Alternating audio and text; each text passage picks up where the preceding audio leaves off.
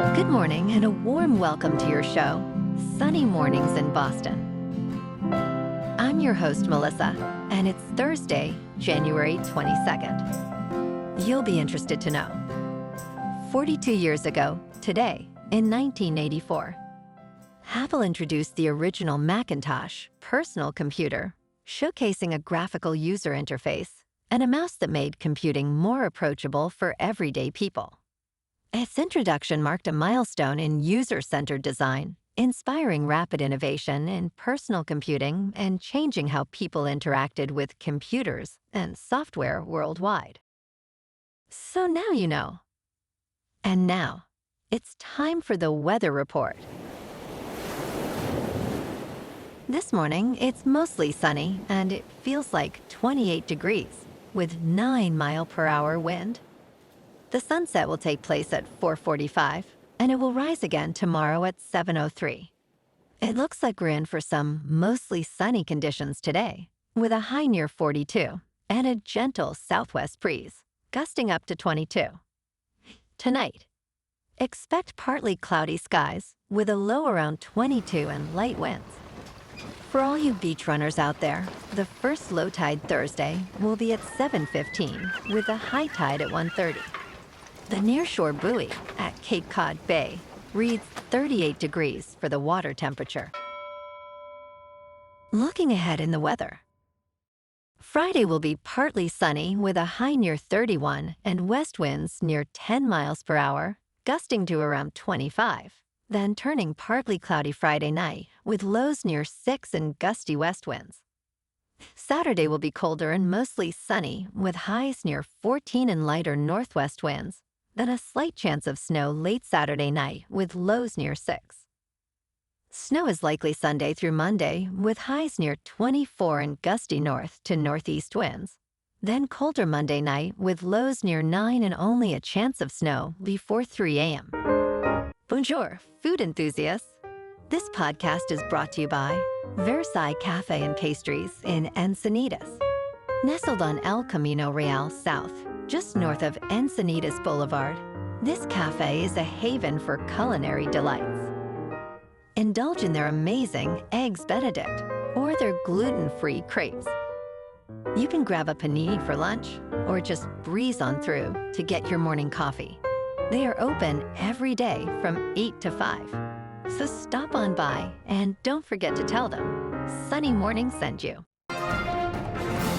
In local news, this summer, Boston's Greenway will have a noticeable change, as Trillium's beloved beer garden will not return after nearly a decade. Mike Dyer, Vice President of Sales and Marketing for Trillium Brewing Company, shared with the Boston Globe, since opening as the first beer garden in Boston in 2017, the Greenway has been our summer home. Despite Trillium's bid, the Rose Kennedy Greenway Conservancy selected a new tenant for the space. While the Greenway location will be missed, Trillium continues to thrive with locations in Canton, Fort Point, and Fenway, along with a new indoor winter beer garden downtown. The Winter Beer Garden, located inside Winthrop Center at 115 Federal Street, offers a cozy atmosphere for patrons.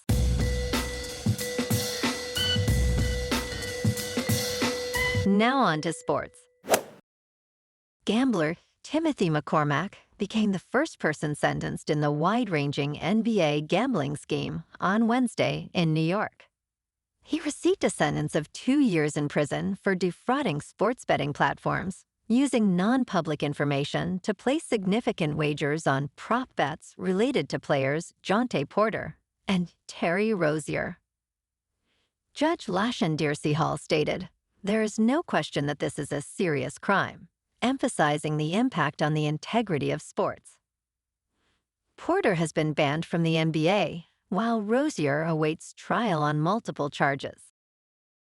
In local sports, Celtics star Jaylen Brown scored 30 points and grabbed 10 rebounds, leading the team to a comfortable 119-104 victory over the Indiana Pacers on Wednesday night. Sam Hauser contributed 17 points with 5 three-pointers, while Neemias Queta added 17 points and 9 rebounds. This win was a strong response after a narrow loss to the Eastern Conference-leading Detroit Pistons. Next, the Celtics will visit Brooklyn on Friday night. In top news, the world's oldest rock art has been discovered in Indonesia. With a hand stencil dating back 67,800 years, resembling a claw. This remarkable find offers new insights into early human cognition and migration to Australia. Located on Muna, a tropical island off southeastern Sulawesi, the cave called Liang Medanduno features prehistoric paintings, including flying human figures and boats. The claw-like stencil is the oldest rock art attributed to modern humans, revealing sophisticated cognition during the late Pleistocene epoch.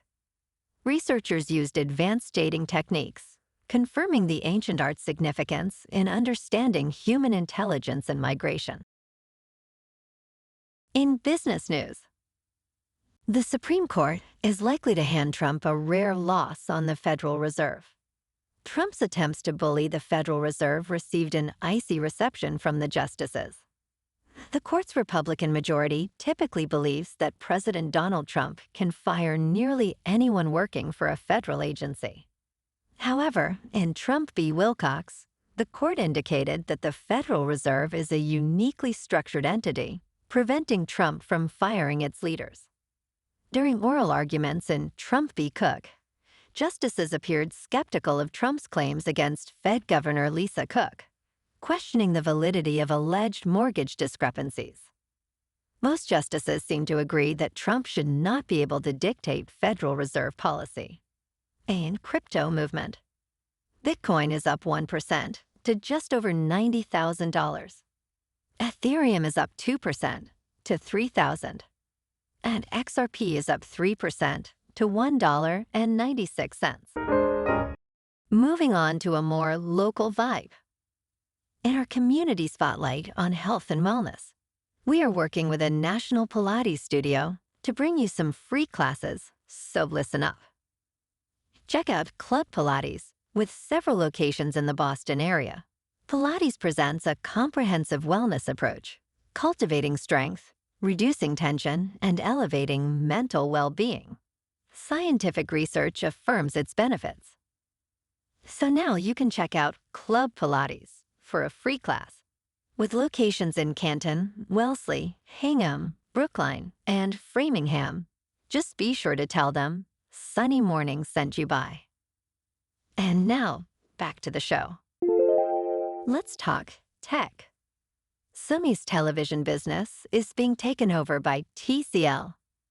The two companies are planning to form a new joint venture that will carry the Sony and Bravia branding. Sony has announced plans to spin off its television hardware business, shifting it to a new joint venture with TCL. The companies have signed a non-binding agreement, with TCL set to hold a 51% stake and Sony holding 49%. This partnership could mark the end of an era for Sony and may lead to more affordable Bravia televisions with superior technology. They aim to finalize binding agreements by the end of March 2027. And in entertainment news, The Wizard of Oz at the Sphere in Las Vegas has hit $260 million in ticket sales. This project, which took 2 years to develop and carried a $100 million price tag, now serves as a template for Hollywood's adaptation of classic intellectual properties. Since its debut on August 28th of last year, the reimagined classic has sold 2 million tickets. While ticket prices differ significantly, $260 million in sales ranks 9th domestically among theaters last year.